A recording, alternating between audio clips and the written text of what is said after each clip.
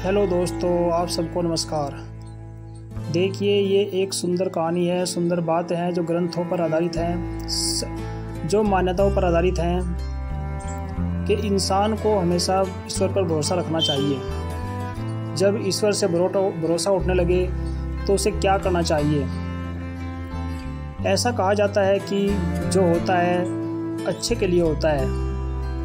यह बात भले ही हम उस समय नहीं समझ पाते, लेकिन हमें इस बात का एहसास कुछ समय के बाद अवश्य होता है।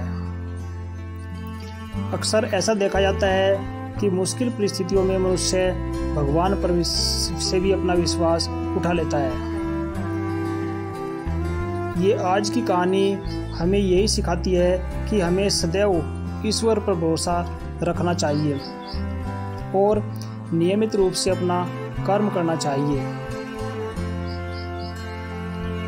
आओ चलो शुरू करते हैं। आप सबसे निवेदन है कि आप हमारे साथ जुड़ें और चैनल को सब्सक्राइब करें। एक समय की बात है, ऋषिकेश में गंगा जी के किनारे पर एक संत रहा करते थे। वे ईश्वर के परम भक्त थे। वे संत बहुत दयालु प्रवृत्ति के थे और उनका स्वभाव भी अच्छा था। वे सदैव रोज सुबह उठकर नित्य भगवान की पूजा अर्चना किया करते थे। उस संत के बहुत सारे शिष्य थे जो उनकी पास रहकर के शिक्षा ग्रहण करते थे। वे उनको भी लगातार अच्छी शिक्षा दिया करते थे।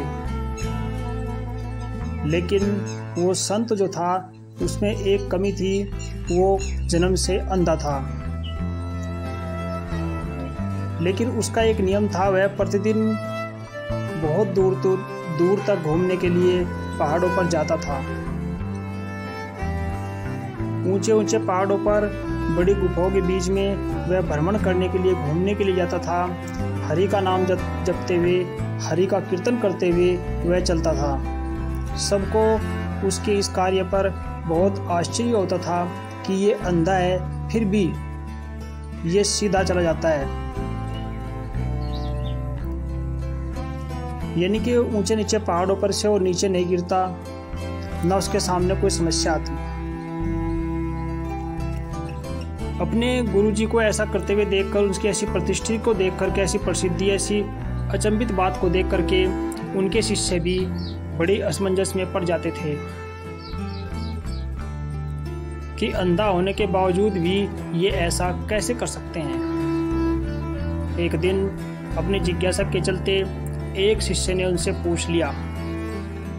क्या पूछा कि बाबा, आप ये बताओ, आप हर रोज ऊंचे नीचे पहाड़ों पर इन घाटियों में सैर करने के लिए जाते हो, आप नीचे नहीं देखते लेकिन आप इनमें गिरते भी नहीं हो। क्या आपको इनके बीच चलने से डर नहीं लगता? कहीं आपके पांव डगमगाते तो नहीं, या फिर कोई जंगली जानवर सामने आ जाए, आपको उससे भय तो नहीं लगता? क्या आपको इन सब चीज़ों से कुछ भी भय नहीं लगता? संत से उन्होंने ये प्रश्न पूछा। उनके गुरुजी थोड़ा मुस्कुराए। वे संत जो है थोड़ा मुस्कुराए और कहने लगे, यानी कि मुस्कुराने के बाद वहाँ से चल दिए। उन्होंने कुछ नहीं कहा। अगले दिन अब शिष्यों के मन में तो ये जिज्ञासा पैदा होगी कि हमें गुरुजी से अवश्य पूछना है। अगले दिन फिर शिष्य ने गुरुजी से पूछा। गुरुजी ने फिर कोई जवाब नहीं दिया, तो शिष्य जो है चुप रहा। थोड़ी देर के बाद गुरुजी ने उनसे कहा कि चलो तुम्हारे प्रश्न का जवाब देते हैं। आज जो है भ्रमण के लिए आप हमारे साथ चलना। पहाड़ों पर चढ़ते समय बाबा ने शिष्य से कहा, यदि कोई गहरी खाई आए तो वह उन्हें बता देना, या कोई ऊंचा पहाड़ सामने आए या कोई जंगली जानवर सामने आए तो मुझे जरूर बता देना। तो इस तरीके से वे पहाड़ों पर चलते अपने शिष्य के साथ चलते गए। थोड़ी देर के बाद एक बहुत गहरी खाई आई। तो शिष्य ने गुरुजी से कहा, गुरुजी देखो सामने बहुत गहरी खाई आ गई है। तो यह सुनकर के गुरुजी मुस्कुराए और गुरुजी ने शिष्य से कहा कि बेटा मेरा एक काम करो। शिष्य ने कहा, बताओ गुरुजी। आप मुझे इस खाई में धक्का दे दो। बाबा की यह बात सुनकर के शिष्य विचलित हुआ और चारों ओर देखने लगा। उसने कहा कि बाबा आप मेरे गुरु हैं, मैं भला आपको कैसे धक्का दे सकता हूँ। ऐसा आपके बारे में कुछ करने की तो मैं सोच भी नहीं सकता। फिर शिष्य ने कहा, आप मेरे गुरु हैं, यदि आप मेरे दुश्मन भी होते तो भी इस गहरी खाई में मैं आपको धक्का नहीं देता। बाबा मुस्कुराए और बाबा ने कहा, मैं खुद तुमसे इस खाई में धक्का देने के लिए कह रहा हूँ। यह मेरा आदेश है, तुम अपने गुरु का आदेश मानो। यदि तुम इस आज्ञा का पालन नहीं करोगे तो तुम्हें नरक की प्राप्ति होगी। शिष्य ने कहा कि हे बाबा, हाथ जोड़कर शिष्य उनके चरणों में बैठ गया और बोला कि हे बाबा, मुझे नरक भोगना स्वीकार है, किंतु मैं आपको धक्का नहीं दे सकता। मुझे ऐसा पाप स्वीकार नहीं है। तब उस संत ने शिष्य से कहा, अब तुम्हें समझ आया। जब तुम एक सामान्य मनुष्य होकर मुझे गहरी खाई में धक्का नहीं दे सकते, तो भला मेरा परमात्मा, जिसकी मैं दिन रात पूजा करता हूँ, जो 24 घंटे मेरे हृदय में निवास करता है, वो मुझे ऐसी गहरी खाइयों में गिरने कैसे देगा। वो 24 घंटे मेरी मदद करता है। भगवान हमेशा गिरे हुए को उबारते हैं और कभी किसी के साथ गलत नहीं होने देते। यह बात सुनकर शिष्य ने अपने गुरु के चरणों में गिर करके विनती करी कि हे गुरुजी, मैं इस बात से बहुत अधिक सीख गया हूँ।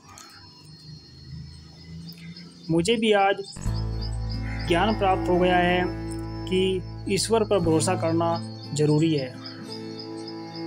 यदि हम जिस इष्ट की पूजा करते हैं, यदि हम उस पर भरोसा करते हैं, तो हमारा कोई भी कार्य नहीं बिगड़ेगा। इस कहानी से हमें यही शिक्षा मिलती है कि हमें कभी भी अपने ईश्वर से विश्वास कम नहीं करना चाहिए। हमें सदैव अपने ईश्वर पर पूरा विश्वास रखना चाहिए। हो सकता है कि अभी अभी आपके साथ बुरा हो रहा हो, लेकिन कुछ समय बाद आपके साथ अच्छा हो, ऐसा संकेत मिलता है। इसलिए भगवान पर विश्वास रखो, उसके द्वारा बताए हुए सभी कार्यों को करो, अपना कर्म करो। अपना कर्म करोगे तो आपका भाग्य अच्छा होगा। यदि भाग्य अच्छा होगा तो आपके जीवन की कठिनाइयाँ भी दूर होंगी। तो दोस्तों, कहानी कैसी लगी आप हमें कमेंट बॉक्स में ज़रूर लिखें। मुझे उम्मीद है कि आपको इस कहानी से बहुत अच्छी शिक्षा मिलेगी।